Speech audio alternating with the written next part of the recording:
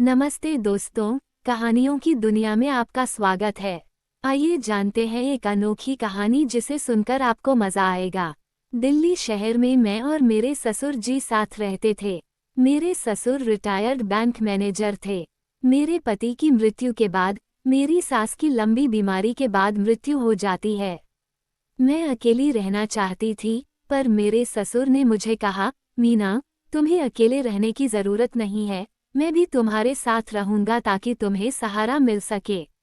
मेरे ससुर बाहर से तो खुश रहते थे, पर अपनी पत्नी के गुजर जाने के बाद अंदर से टूट चुके थे। मैं उनकी उदासी को दूर करने की कोशिश भी करती, पर एक पुरुष का मानसिक मनोबल स्त्री से मजबूत होता है। इसलिए मैं उन्हें कुछ भी कहती तो वो मुझे कहते, चिंता मत कर मीना, मैं ठीक हूँ। मेरे पति की कम उम्र में ही मौत हो गई थी।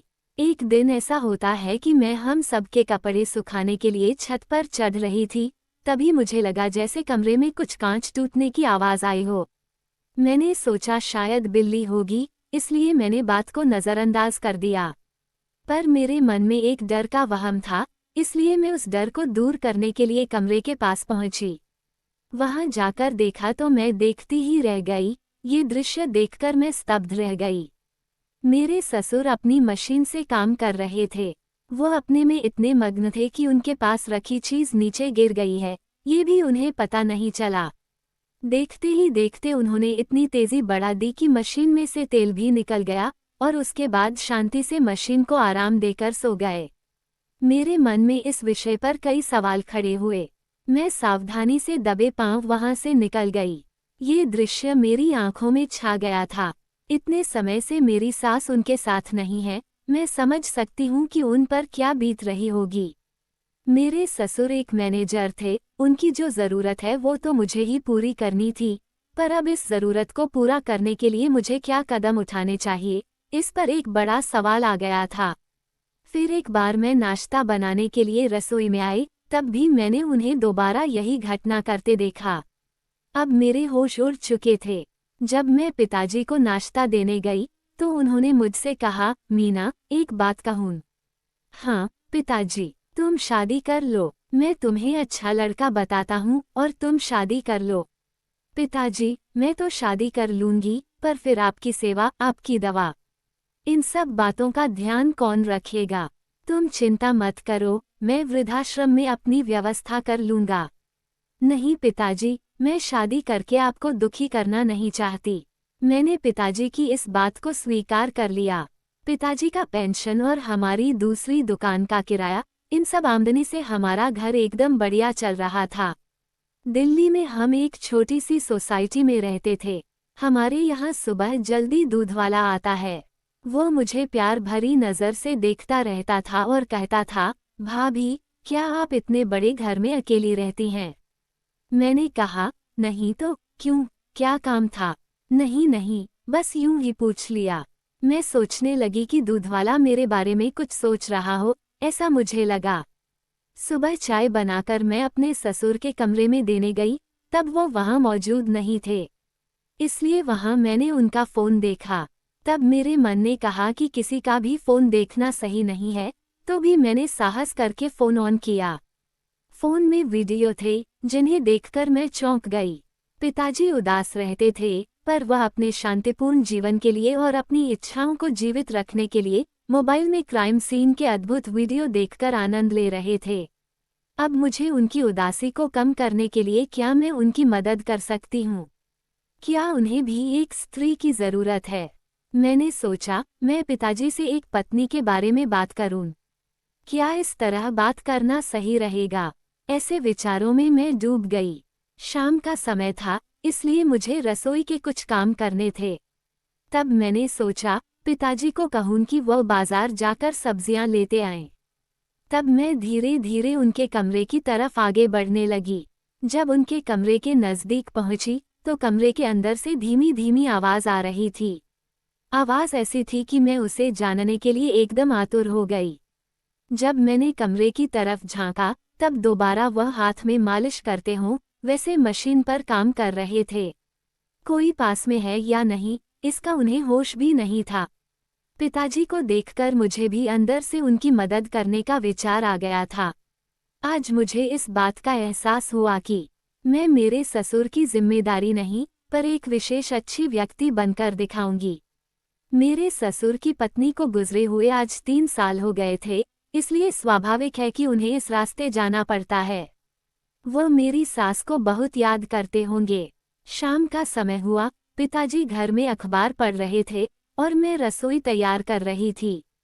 मैं भी बार बार अपने ससुर की तरफ देखकर विचार कर रही थी कि शुरुआत कैसे करूं। क्या कहूं पिताजी को कि वो मेरी बात को मान दें। फिर मैंने एक कड़क मीठी चाय बनाई और उनके पास चाय लेकर गई। पिताजी, चाय? अरे मीना, क्या बात है, आज शाम के समय चाय? हाँ पिताजी, आज सुबह भी चाय नाश्ता ठीक से नहीं किया था, इसलिए मैं आपके लिए चाय लाई। पिताजी ने हंसते हुए चेहरे से मुझे कहा, थैंक यू। फिर मैंने कहा, पिताजी, मेरी सास के गुजर जाने के बाद क्या आपको किसी दिन उनकी याद आई? मेरे ससुर ने अखबार बाजू में रखा और वह बोले, क्यों, आज ऐसा प्रश्न क्यों किया? बस यूं ही, बहू बेटी, याद तो किसे नहीं आती। एक पत्नी जो पति की तमाम बातों का ध्यान रखती है, और जब वह न हो तो एक पति की हालत क्या होती है, ये तो मेरे जैसे इंसान को ही पता चलता है। पिताजी, मैं भी राकेश के जाने के बाद बिल्कुल अकेली हो गई हूँ। हाँ बेटी, तुम भी अपनी जगह पर सही हो। पिताजी, आप बुरा ना माने तो एक बात कहूँ। हाँ, आप दूसरी शादी कर लीजिए। वह हंसे और कहा, अब मुझे कहाँ जरूरत है। पिताजी, मुझे पता है कि आप कितना अकेलापन महसूस करते हैं। मैंने आपका फ़ोन देखा था और फ़ोन में देखकर आप जो काम करके अपने मन को कैसे संभाल रहे हैं, वो सब मुझे पता है। वो एकदम चकित हो गए और बोले, क्या बोल रही हो तुम? मेरी इतनी सारी जासूसी क्यों करती हो? पिताजी, मैं वह सब जानती हूँ जो एक व्यक्ति को जानना चाहिए। आप चिंता मत कीजिए, अगर आप मुझे अनुमति दें तो आपका काम मैं भी सरल कर सकती हूँ। मुझे भी वही चाहिए जो एक पत्नी को उसके पति से मिलना चाहिए। तब मेरे ससुर कहते हैं, बहू, पर समाज क्या कहेगा? पिताजी, समाज हमें समझेगा नहीं और समाज के डर से हम किसी दिन एक दूसरे को समझ नहीं पाएंगे। इसमें कुछ भी गलत नहीं है। आपको रोज इस तरह देखकर मैं भी अब अपनी भावनाओं को संभाल नहीं सकती, इसलिए आज मैंने साहस करके आपको मेरे मन की बात कह दी। पर मीना, जो बात तुमने मुझे आज कही है, वह मेरे लिए एकदम मुश्किल है। पिताजी के अंदर मैं अपने विचार भरकर उनकी इच्छाओं को पूरी करने की कोशिश करूंगी। पिताजी, हमें आज रात डोसे की रेसिपी बनानी है। क्या आपको पसंद आएगी? हाँ, क्यों नहीं, अब तो तुम्हारे हाथ की बनी हर डिश मुझे अमृत जैसी लगेगी। मैं शर्माकर वहां से निकल गई।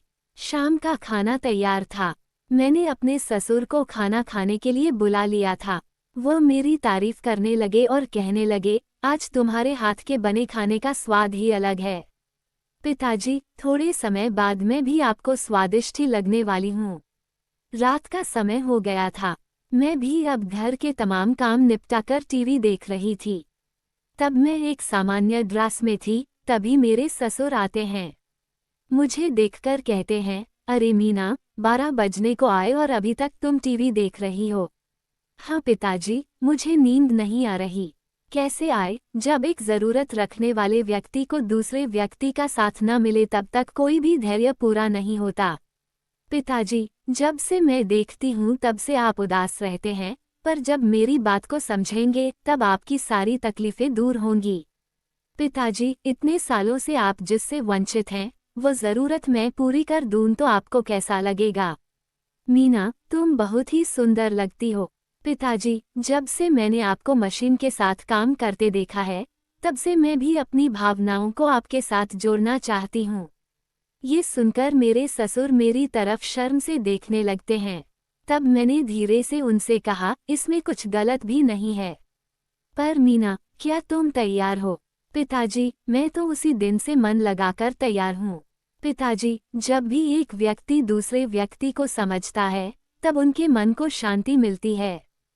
फिर मैं उनके पास गई, तब वो मेरा हाथ पकड़कर अपने पास बैठाकर कहते हैं, आज हमें खूब मस्ती और आनंद करना है।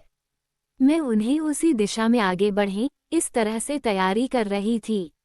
पिताजी बहुत ही मजबूत और स्वस्थ थे। उनके काम का चमत्कार मुझ पर असर करने लगा था। मेरी सास के विचारों को उनमें भरकर मैं मेरे ससुर को और तेज कर रही थी। जैसे जैसे समय बीतता गया, वैसे वैसे हम एक साथ एक दूसरे में सराबोर बन गए थे। देखते ही देखते रात के 3 बज गए थे। पिताजी ने आज मेरे साथ खूब मस्ती के साथ आनंद भी किया। उनकी चिंता और विचारों में 4 चांद लगा दिए। वह कहने लगे, मीना, रात के 3 बज गए, पता भी नहीं चला। पिताजी, आप एक मीठी चाय पेंगे? हाँ, क्यों नहीं। अब तो मैं तुम जो कहोगी वो मैं करने को तैयार हूँ। मीना, तुम्हारी सास के गुजर जाने के बाद पहली बार मुझे तुम समझ सकी हो। मैं आज तक खुद को अकेला समझता था, अब मैं बहुत खुश हूँ। पिताजी, जब से मैंने आपको जिस परिस्थिति में देखा था, तब से मैंने आपको संभालकर जीवन जीने के लिए एक नई दुनिया में ले जाना चाहती थी, और आपने भी मेरा साथ देकर मेरी बात का मान रखा, यह मुझे बहुत अच्छा लगा। बहू, अब हमेशा के लिए मैं तुम्हारे साथ ही हूँ। तुम्हारे हर सुख दुख में साथ दूंगा। दोस्तों, अगर कहानी पसंद आई हो तो चैनल को सब्सक्राइब और वीडियो को लाइक कीजिएगा।